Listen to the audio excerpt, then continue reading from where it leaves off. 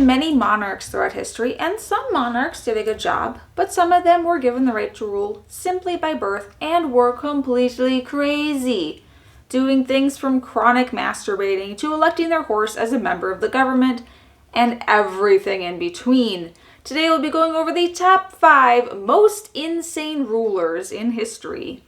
Coming in at the number 5 spot is Justinian II of Byzantine. At the age of 16, Justinian became emperor of the Byzantine Empire. For those of you that don't know, the Byzantine Empire used to be the Eastern Roman Empire. This empire was fairly vast, but during his reign, Justinian lost huge amounts of territory, which is a big no-no for Roman emperors. Invaders started conquering many territories in northern Italy, and Justinian sent a small military group to Italy, but it was defeated and had scattered. So instead of sending a larger army to squash the invaders, Justinian decided to start a war with Persia, whom he had been at peace with up until this point. This decision made no sense and drained the empire of resources and soldiers that were spread too thin. Nonetheless, the fighting was going fairly well until Justinian fired the commanding general. This led a large Persian army to march against the now leaderless Roman army. The Persians attacked and took over an important frontier fortress. All of the military defeats caused him to go completely crazy.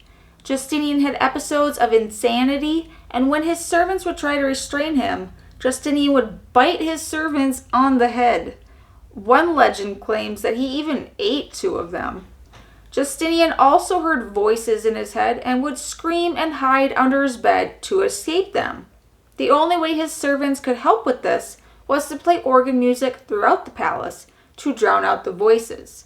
In order to keep him happy, his servants pushed him around the castle on a toy throne on wheels. Apparently, the faster he was pushed around, the better. His condition became worse over time, and bars had to be attached to the palace windows to prevent him from jumping out of them. During this time, no one knew how to treat mental illnesses, so you have a very mentally ill man who isn't being treated, and he has the power to have you imprisoned or worse if you cross him. So you have a palace full of servants who are desperately trying to contain the madness.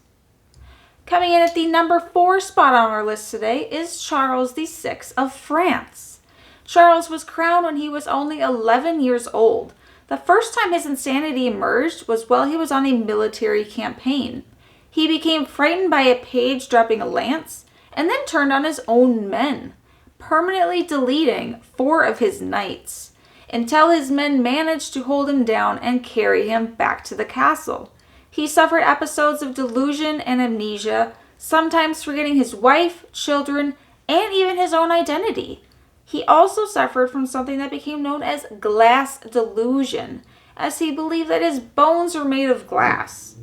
He had iron rods sewn into all of his clothes to prevent him from shattering, and freaked out when people touched him. He also refused to bathe and wouldn't change his clothes for months on end. Sometimes he seemed to forget that he was made of glass, and he would run through the castle pretending to be a wolf and would howl at people.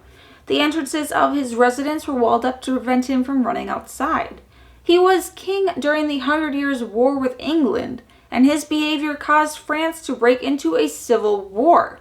That is a war breaking out during another war.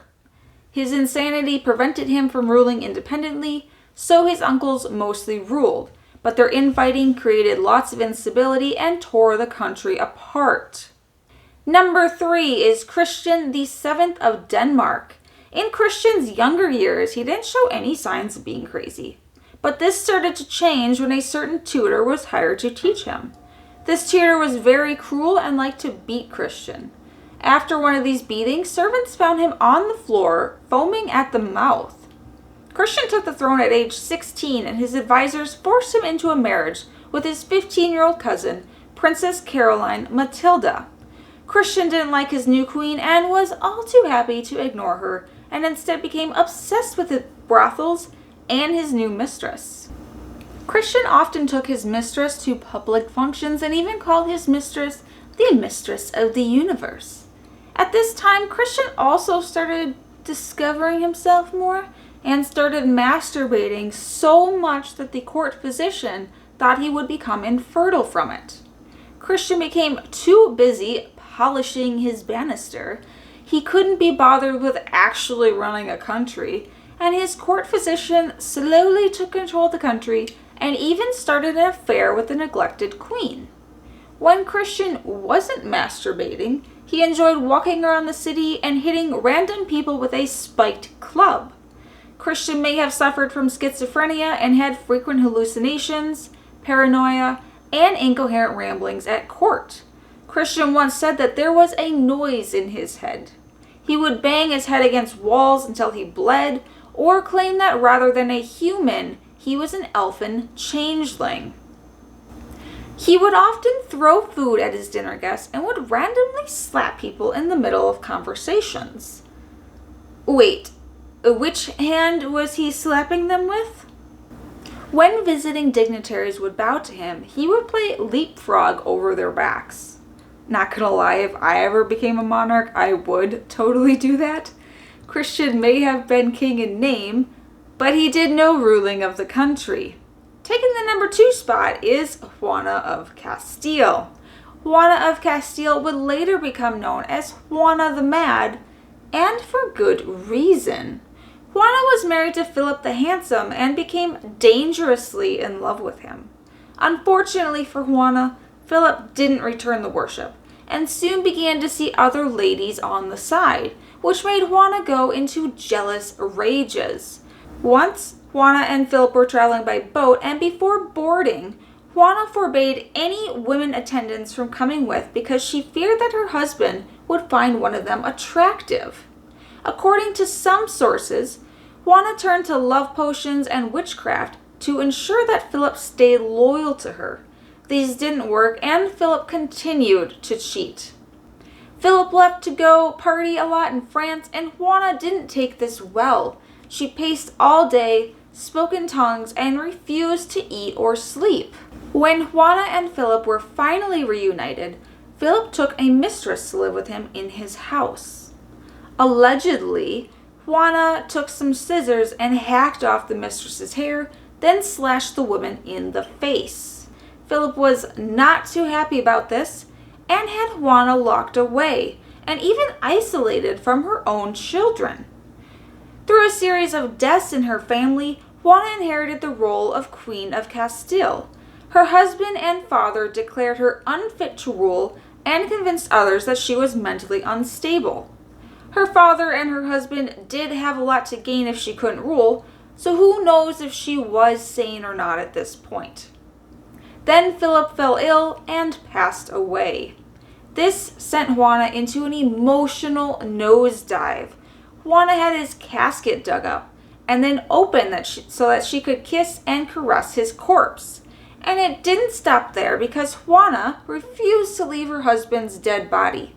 So her husband's corpse was brought with wherever she went. She had her husband's casket carried to be with her at meals and also at her bedside. She would often open her husband's casket to look at her beloved's face. She wouldn't let any other woman near her beloved's body because she didn't want anyone else falling in love with her departed husband. When Juana traveled, her husband's corpse would also travel with her. She only traveled at night so that wandering eyes wouldn't be able to see Philip's face, even if they happened to come close. Nunneries were also avoided because apparently you can never be too careful with a bunch of nuns. Definitely nutty behavior. However, some historians believe that Juana did all of this stuff to avoid getting married again, though it is unclear. Juana was imprisoned once again by her father this time, and when her father passed, she was kept imprisoned by her own son. Her son once wrote to Juana's caretakers to make sure that no person speaks with Her Majesty, for no good could come of it. Nuns watched her 24/7, and Juana soon became convinced that the nuns were going to poison her. She also dressed in monk's robes and claimed that a jungle cat had eaten her mother.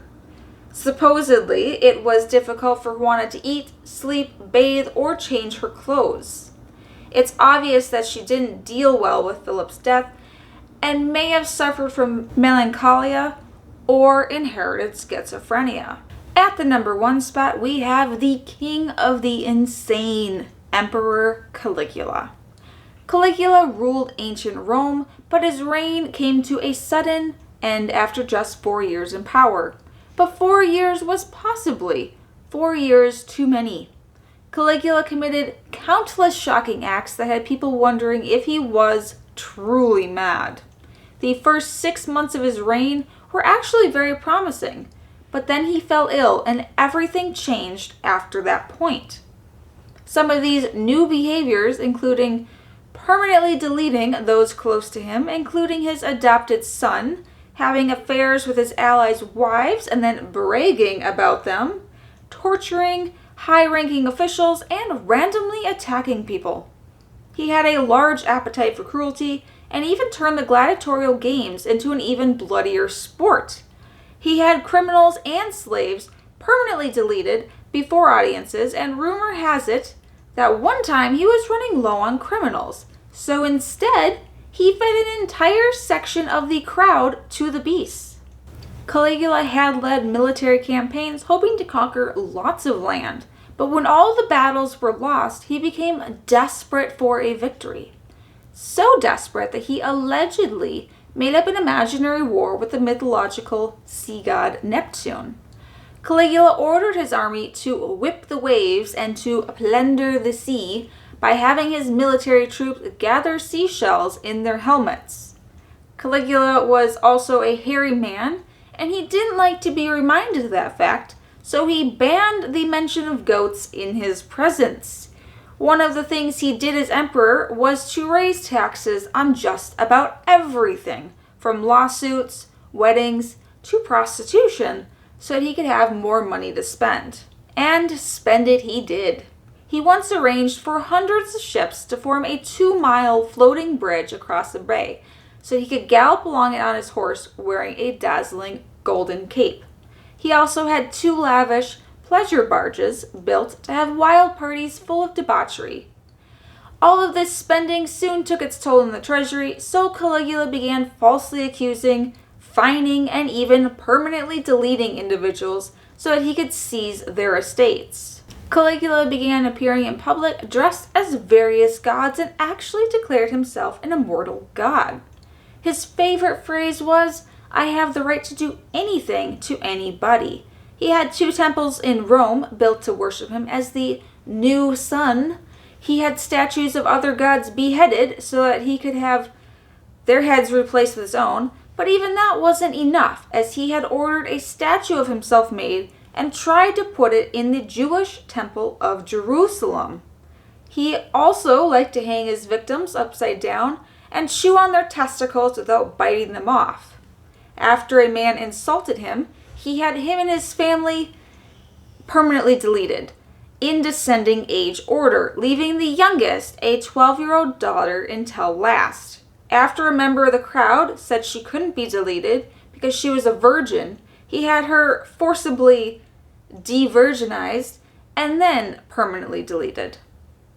Caligula supposedly had incestual sex with his sisters at public banquets and prostituted his own sisters out to other men. In addition, he had affairs with other men, including his brother-in-law, and turned the palace into a brothel. But above all else, he loved his horse. Caligula had an entire house built for his horse, complete with a marble stall and an ivory manger, and even appointed a priest to serve him. And then he tried to have his horse appointed as a member of the Senate.